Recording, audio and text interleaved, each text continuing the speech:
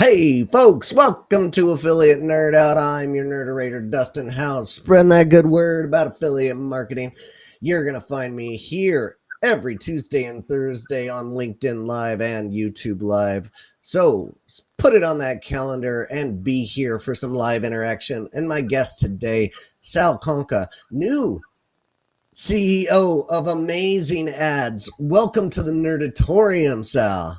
Awesome, Dustin. So happy to be here, man. You know, I love nerding out. So we have been nerding out 5-ish years, maybe. I mean, I met you at Plaid Street. yeah, What was it? Was that in Chicago? Was that Washington D.C.? I can't remember. Chicago in the Chicago days. Yeah. Okay, yeah. And I made some good friends there, and you included. We're in that nice group of friends, and we quickly have bonded and have hung out ever since. So so glad to have you on. And your direction in the affiliate world has gone into the YouTube world and the ad spend on YouTube specifically. And I'm really interested in picking your brain here today. Yeah, man. Can't wait to talk about it. All right. So if you have any questions for Sal and I, drop them in that chat. If you'd like to be in Sal's seat, come be my guest. Go to dustinhouse.com/nerd and we can talk about a topic. Our question of the day: what is your YouTube skill level? Rate yourself 1 to 10. Don't be embarrassed. I'm around a 6, 7, maybe. I'm better than most, I would say, but I've done so many videos at this point and gotten so many suggestions that I'm getting good here. But without further ado here, Sal, who are you? I'm just a guy from Long Island, man. I'm just a guy from Long Island that does a lot of marketing. I've been in digital for 20 plus years. I lost count. So like when you hit the 20, it's just like 20 plus. I don't know. You know, I got started in 99, 2000. One of my first experiences was managing the affiliate program at 1-800-Flowers.com before it was actually a .com. You know, there was a great team over there. I was going for like my MBA in marketing, and that was my first taste of digital and like what was going on in the world of affiliate marketing. Didn't know what it was prior. I had no idea, you know, what affiliate was till I arrived, and it was all new. It was like one of the first to sign a link share contract. One of the first to, you know, CJ was around. Well, it was Be Free at the time. Like it was wild stuff. But then I grew up in the affiliate space. I did affiliate marketing all the way through 2012-ish, 2014-ish, something like that. I mean, I was managing affiliate programs for a long time internally at brands and at agencies. And then I had my own agency in the affiliate space for a while. So, you know, and I've been all around this industry of digital, and I really had a passion for video and content, social media, and all that. And it was kind of taking shape at the time. And I started getting my hands dirty with like a camera in my hand, you know, and learning the ins and outs of video and understanding what that looks like, and making independent films and working on Instagram and shooting a reality TV show. So I've done like lots of wild things with the video camera. Yeah. And also, you know, because of my marketing background, started like weaving the two together, right? It was like, how do I weave this marketing thing with my video skills and my love of video, right? How do we do that? So that's been the journey over the last few years. And now, so for the last year and a half, I was the CEO of another agency called Windfall Media. Okay. Pat Grady, who came from the affiliate space as well. Yeah, he's a good friend of mine. He's my partner in crime. And he was the owner of Windfall Media. And he also had another agency called Amazing Ads. This year, because of the convergence of all these things, where he's working with e-com companies, I was working with a lot of lead gen and high ticket sale companies. Now we're merging the two. So the two teams are coming together, and we're delivering full service, like performance marketing and video marketing all in one to our clients right now. So it's exciting. 2024 is going to be just a real journey for me and Pat. So it's awesome. That's wild. That's wild. And I knew Pat got out of that affiliate industry for the Amazon industry because I saw him at the Prosper conference last year. And we talked briefly about doing something together. It didn't happen, but Um, Pat's a legend in this industry as well. So Yep.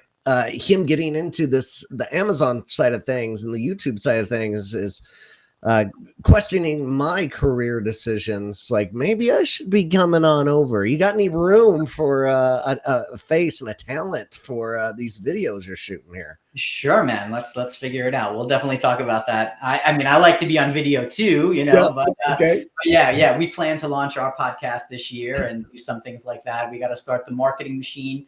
The Okay. Amazing Ads has been around for 6 years, but a lot of it built off of reputation and referrals, like many agencies do. And but you know, Pat, to his credit, and he's grown that agency to 60 plus clients. You Nice. know, and you know, we manage, you know, 50 million in spend last year for our clients, and so we're playing in the big leagues, so to speak, with a lot of diversity around what types of clients we manage. But from my side, you know, Pat's managing all the Amazon stuff still, and Yeah. under my purview is all the Google, YouTube, video advertising, Meta, social media, all that good stuff falls to me. So Gotcha. All right. Well, it sounds like we might have an ability for me to become one of your referral partners. So let's keep that in mind. But let's talk more about Amazing Ads. Like, where's this name origin story come from? yeah, you know, it's funny. I have to ask Pat, but I assume my assumption here. So Pat can jump in on the comments on this when he sees it. But you know, the whole convergence of, you know, Amazon and advertising, Amazing Ads, Amazon, amazing. Okay. You know, I think pretty simple naming convention here. I hope, if not, I'm going to get a big whack from Pat when I see him in person at Prosper Next. But they go, "What do you mean you don't know the origin story of the name?" But First day on the job, that's going to happen. yeah, That's a tough question to handle. But I do know you know what you guys do and who you're serving out there. Why don't yep. you tell everybody? We scale businesses to 7 figures and beyond. I mean, that's really what we're doing. Everything we do is performance based.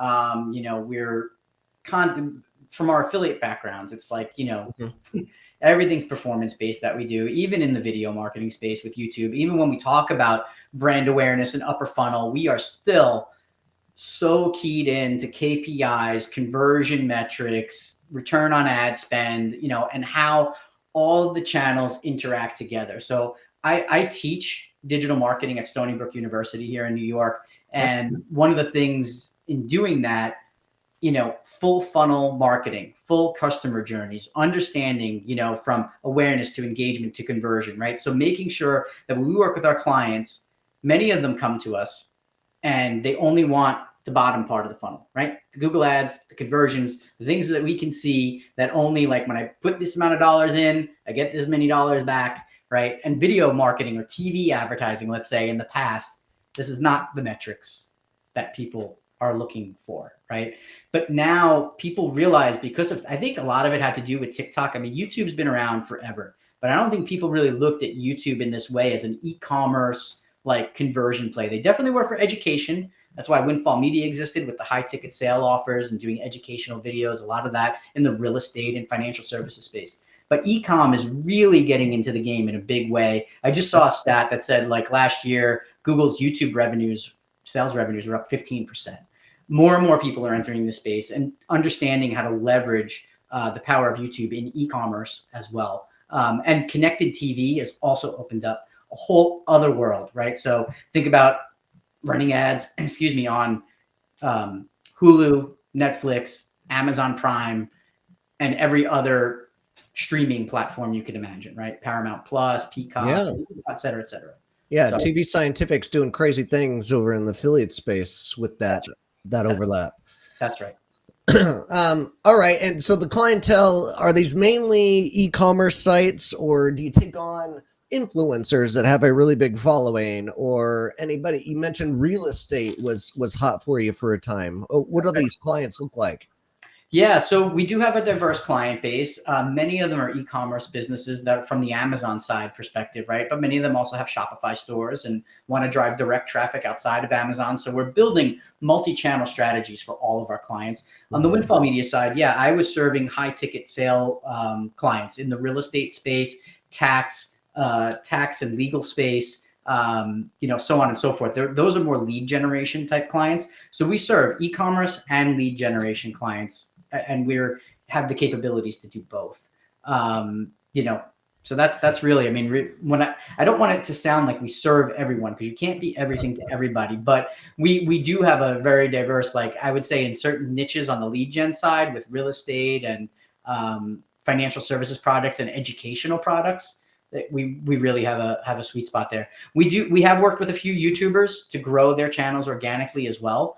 So some of them that come to us in the educational space, let's say, they want to grow their organic YouTube channels as well. And we've had some great success stories there with people like Linda Page, who was a client of ours and grew her channel over 90 days, hit some really awesome high marks there and growing her subscriber base, her view counts, monetizing the channel, right? Which is the holy grail. Everybody wants to monetize their YouTube channel. So all those things are possible.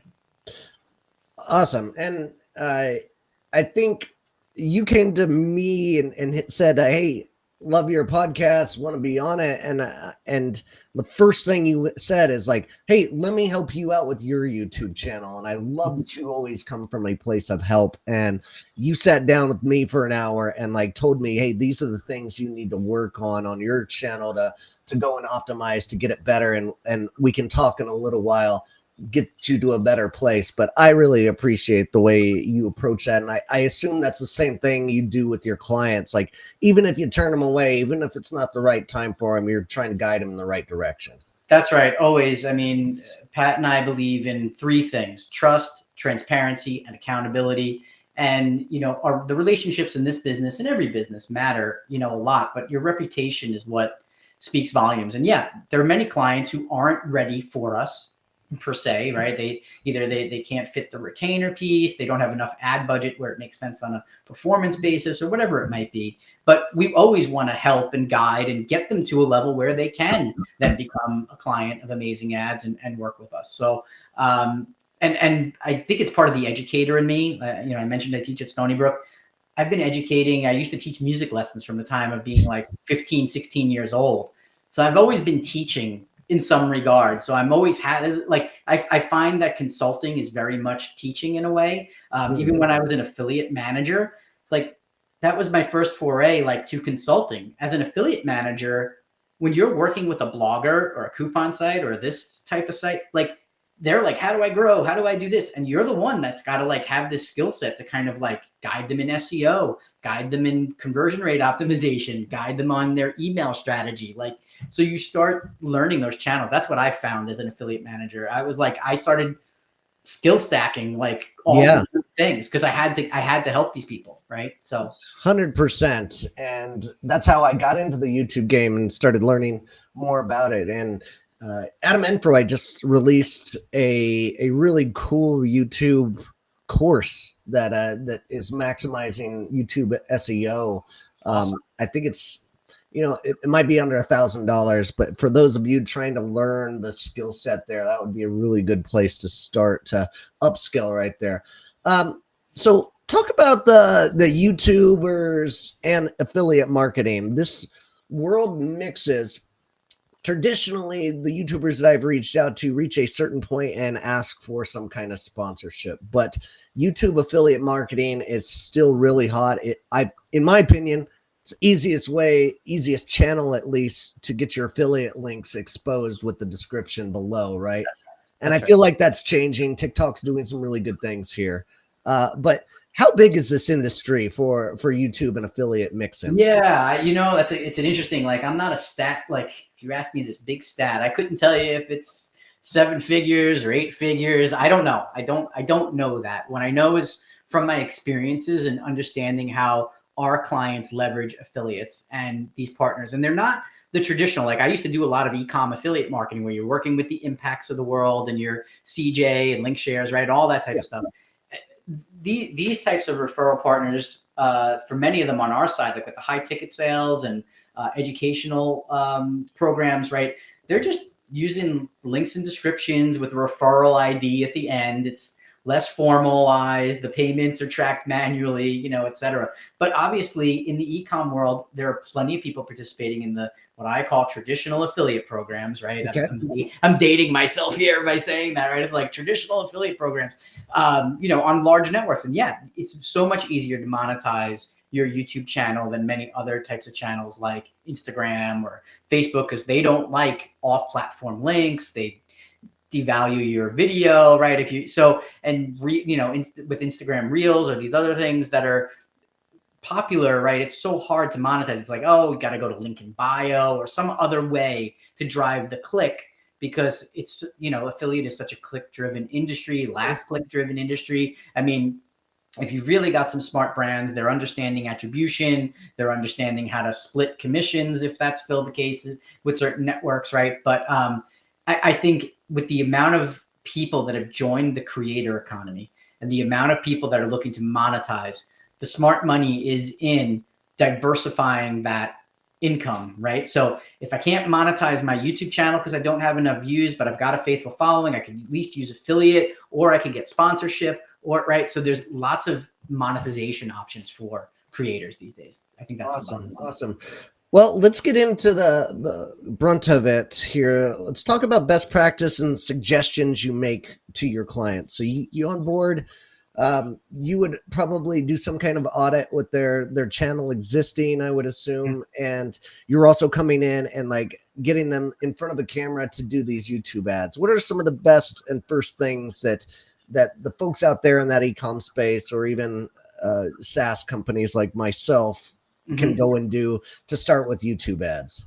Yeah, so we follow like a 7-point framework to developing ads, right? So when we're developing an ad, it's like we follow this like script structure to like build an asset, especially in the informational space, educational space, where the video might be 1:30 to 2 minutes long, something like this, right? Not a quick 15-second, 30-second ad that we're talking about for a Facebook unit or a TikTok spot or something like that. If we're dealing with educational products, long form tends to actually outperform short form on YouTube ads. That's first and foremost. Okay. So that means, what does that really mean? It means that that video needs to be structured in a way that's built for selling. And so, you know, the first rule of selling is I need to know the problems that my customers have.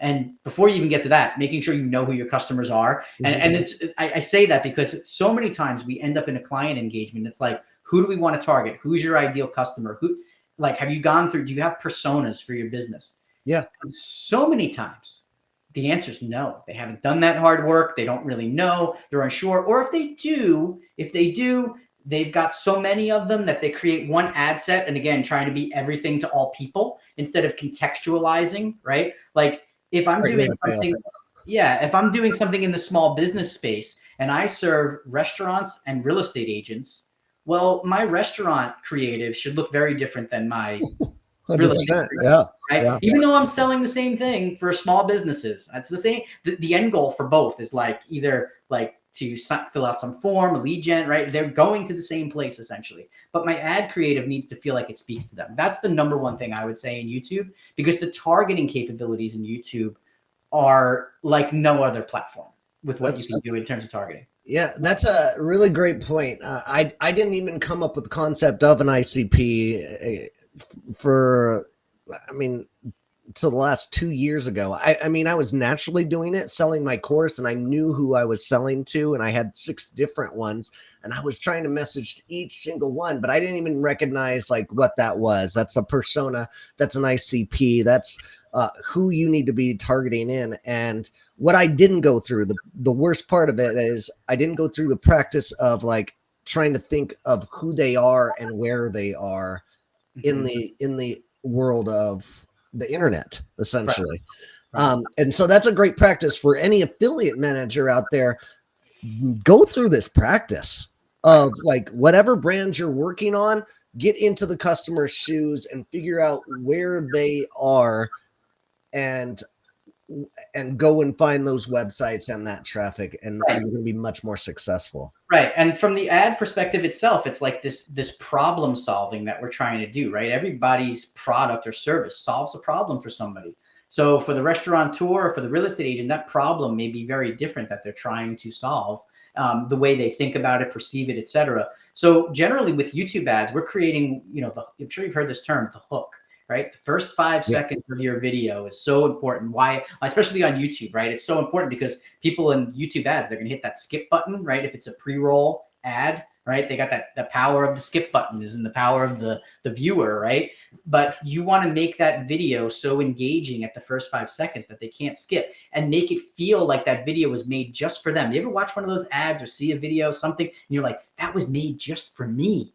I mean, they're talking right to me. How do they know this much about me? It's not accidental, right? If somebody's done their job to really understand who's watching that content that they're serving that ad over, then that video is going to feel like it speaks directly to them. Now we're testing, right? So I have a hook, and I may test 5 different hooks, okay, on top of a piece of educational content, right? On YouTube, I actually have the ability, I actually want to probably educate in some way, shape, or form, and give people like an action plan. And the last part of that action plan is a call to action that drives them to whatever it is that you want to serve them, what you want to help them with, how you show them you actually solve their problem, right? Yeah. So all of that makes the video compelling enough, especially when we're dealing with education, high ticket offers. I think, your business is like this. You're a high ticket offer. I would consider you a high ticket offer. It's not $20. It's not $100. It's a high ticket offer, and it's B2B. Yeah. Educational.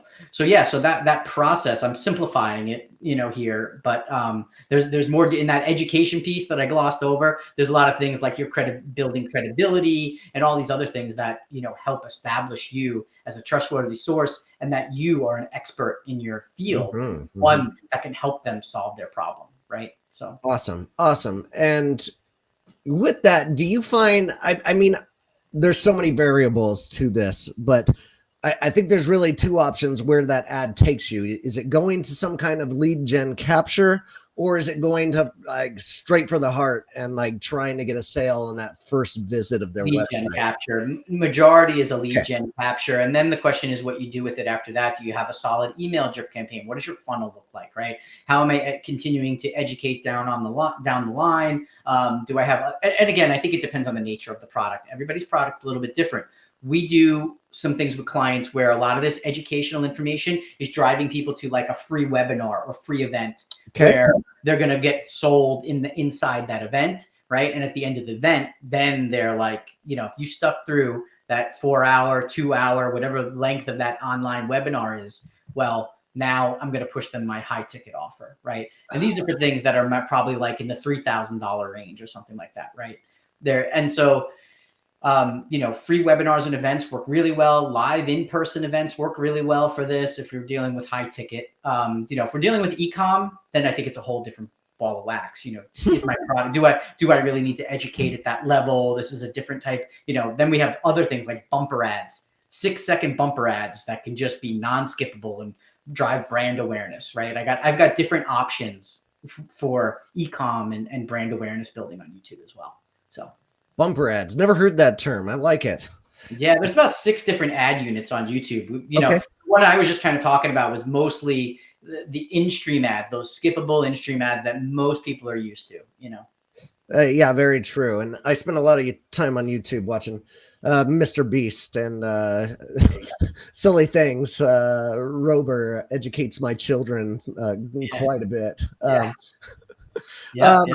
Tell us about the process of measuring this kind of efficiency. What does that look like when you guys take on a client and we start playing around and creating those ads for them? What are you guys looking for to make this a successful campaign?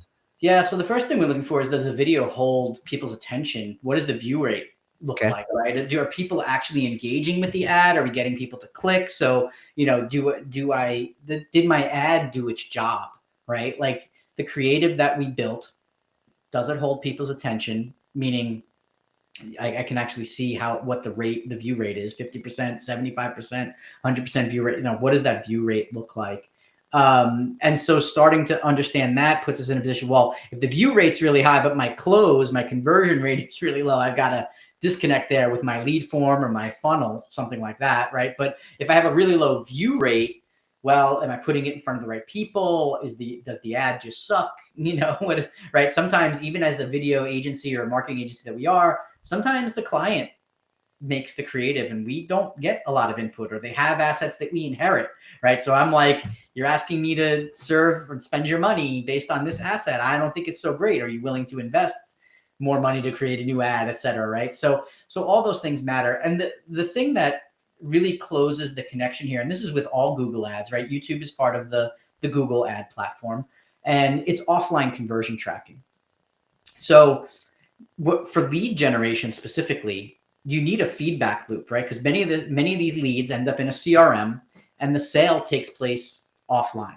So if Sal comes to Dustin's website and fills out that lead form after seeing a YouTube ad, I might not close for 2 weeks, 3 weeks, a month, right? You may pitch me on a phone call.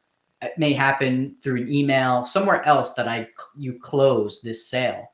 Well, there needs to be a feedback loop from the CRM back to Google Ads with a click ID associated that says, hey, out of the 100 people that filled out this lead form, these are the 10 that closed and are of the highest value. Okay. So informing the AI to go find me more of these.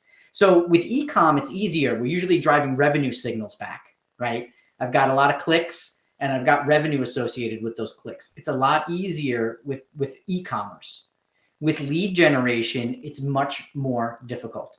If you don't, most people are just tracking by CPL, and the number one metric is, hey, just lower CPL. But lower CPL doesn't mean higher quality by any means. When you're chasing the bottom of the barrel, right? It's like, if your directive as an agency is to chase the lowest cost, it doesn't mean I'm getting the most value.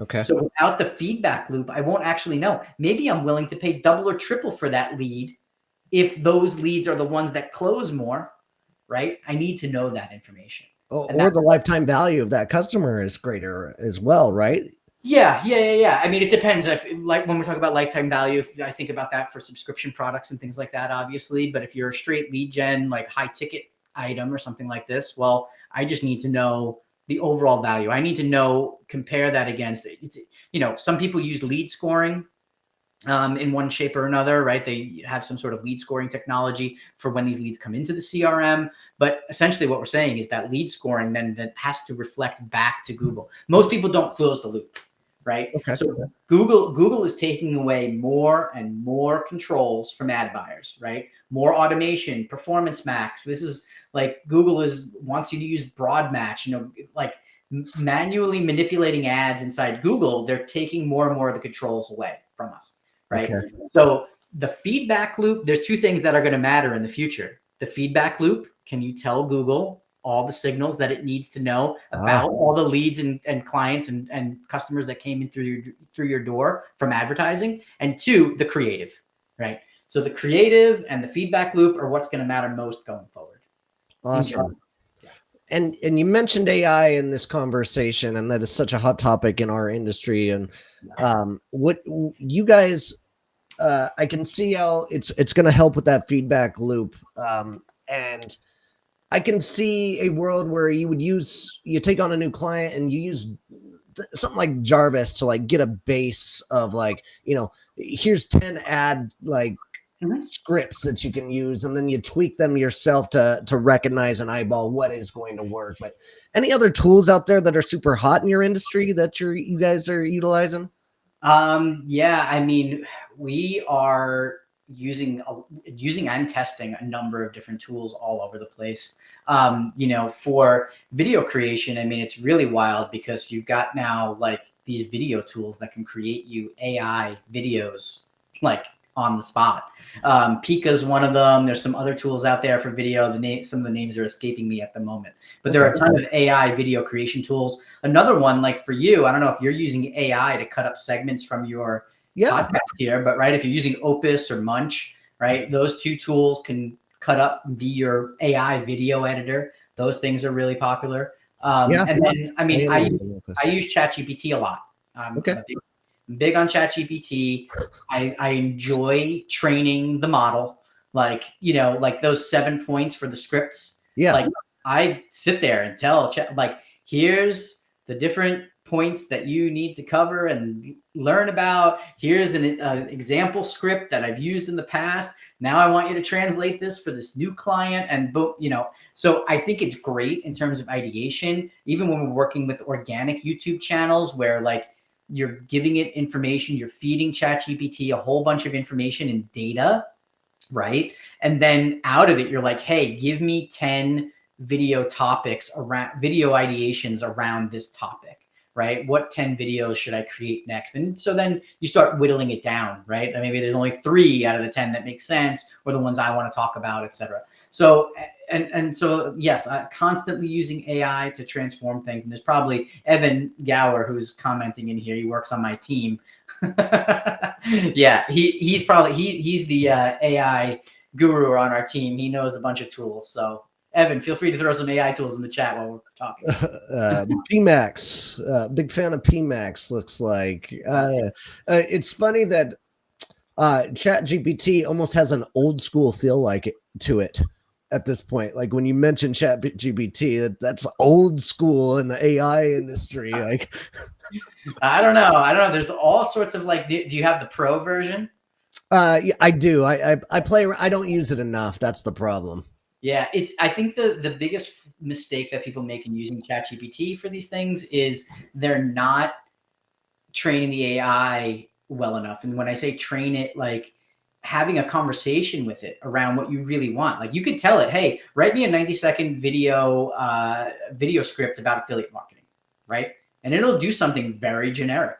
But if you say, I want you to write me a 90-second video script that addresses a problem at the front, give me 5 different hooks, make sure it's geared towards affiliate managers that do X, Y, and Z in this industry, right? Like you have to be specific. The more specific you are with ChatGPT, the more detailed those responses are going to be. And then you can shape it. Hey, I liked this response. I didn't like this response. So that's really the power of it, I believe. Awesome. All right. Let's switch in gears into like the keywords that these folks are targeting and the brands you're working with. What should we be striving for? And like, how do we develop the keywords that we should be going after here? Right. So I think like, I'll change the topic from keywords to like just the types of targeting that are available on YouTube. Okay. I think this is one of the things where YouTube ads gets confused a lot. They assume that I can just put my ad in front of whatever YouTube video or YouTube channel that I want. So channel placements or video placements. Okay. And you could certainly do that. And so depending on how big the channel is, you may pay through the nose for some of those, sorts of targeting, right? Et cetera, right? If I want to be in front of like Alex Hormozi's YouTube channel because I want to attract other entrepreneurs, like you're probably going to pay a premium for those, right? On a CPM basis, right? Sure. The other types of targeting, though, we focus a lot on custom intent audiences. So what that means is like if somebody went to Google, for instance, and typed in affiliate manager training or affiliate manager education, right? I'm using your business as an example here, right? Yeah. So if somebody went to Google and typed one of those keywords in, well, they become part of your audience. If I've set up a custom keyword intent audience properly, it means whatever they're searching for on Google, now I can target them on YouTube, regardless of what they're watching. If they're watching Alex Hormozi or they're watching a music video, it doesn't really matter. If they put that search in Google at some point, now I can target them on YouTube, wherever they are. So this is really powerful targeting and makes it super specific to the user. This is what I mean by audience first. Audience first targeting is where it's at. And I'm sure people are familiar with other Google type of YouTube audiences, like in-market audiences, like people who are in market to buy a computer, people who are in market to buy a car, buy a house, right? These types of things. But when we're dealing with other types of products, whether they're e-commerce or not, like we want to go audience. We want to target people. I have another brand, for instance, that creates these products for grandparents. Okay. So like we use a whole custom intent audience for gifts for grandma. Anybody searching for gifts for grandma ends up in that audience, meaning searching on Google for those things. We take it a step further. If you search for gifts for grandma on Google, there'll be top 10 search results. I can take every one of those URLs and use those as custom intent URLs. So imagine the power of that. Now, Google says, they're not targeting those people. It's not a remarketing campaign to people that visited those websites. Okay, let's be clear here that Google can't do that. That would be a infringement on those websites' privacy. But what it says is we'll target people who visit sites like this. Sites like it. Got lookalikes. Okay. But if the site is so specific, right? What are we really talking about here? Or if I only put one URL in the campaign, what are we really talking about here? So we've done this for conquesting, competitive conquesting. We imagine you could do this for people that are logging into Impact Radius or logging into Linkshare, right? If they're an affiliate manager. Now, the only problem is affiliates are also logging in there. So unless there's a specific URL specifically for advertisers, merchants, and managers, it might get a little muddy. So what I'm saying is you can do this based on keywords, based on URLs, right? You can really hone in on your audience if you really understand their intent on what they're looking for, searching for on Google, and build out these custom audiences. Man, Sal, that's such a powerful message and something I didn't even realize existed on the internet. So I'm so glad you brought that up. Is there any spot, like, we can hire you as a business, right? But do you guys have any kind of like entry level course where I can do this myself, or any that you suggest out there for this? Yeah, we're not a course creator per se. I mean, this information is available on YouTube. Like you can go look up on YouTube how to use custom intent audiences, and sure, plenty of. This is why, like, yeah, you're asking me. Like, I think we're going to start a podcast this year, so we can talk about these things, and people know more that we understand this stuff. Because I can tell you, time and time again, the clients that we talk to, other agencies that we talk to, people who are media buyers for years, they really don't understand the YouTube ecosystem and how powerful it is for advertising, whether that's for business and advertisers, whether that's for using affiliates. We didn't even talk about flanking allies yet. I think that's coming, but so there's so many things you can do with YouTube out there. Awesome. And last thing I want to get to before I let you go, the concept of flanking allies. We talked about this before this show started, but can you explain this term and what it means to you guys? Yeah, sure. So we have a couple of clients with very large ad budgets. They have affiliate programs. We work with the affiliate manager and the affiliate programs, and they're saying, hey, we have some YouTubers here who are doing a really good job at promoting the advertiser. And because we have big YouTube budgets, we carve out a portion of it to sprinkle what we call a little fairy dust over these flanking allies, right? And allow them to get more eyeballs on their videos, right? Because let's face it, YouTube organic, as good as a YouTuber is, sometimes a video will hit, sometimes it won't. Yeah. It just depends, right? And if they're doing affiliate content, affiliate reviews, something like this that's very brand specific, might not be the viral hit that you're looking for, right? But it still contains tons of valuable information. It's a great video in the perspective of an affiliate partner or influencer as opposed to the brand speaking about themselves, right? There's a lot of advantages to have somebody else talking about your brand than you talking about your brand directly, right?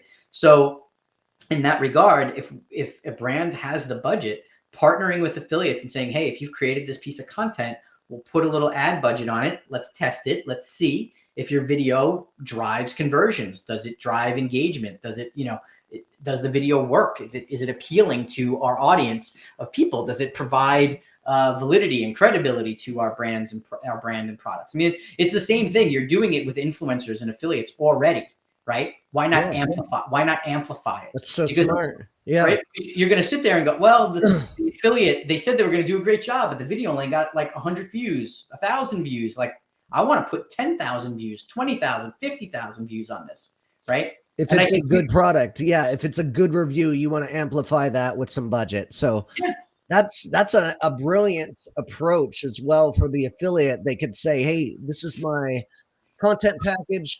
It's $1,000 for me to create this YouTube review of you guys, but I want another $1,000 so I can invest in pumping it up.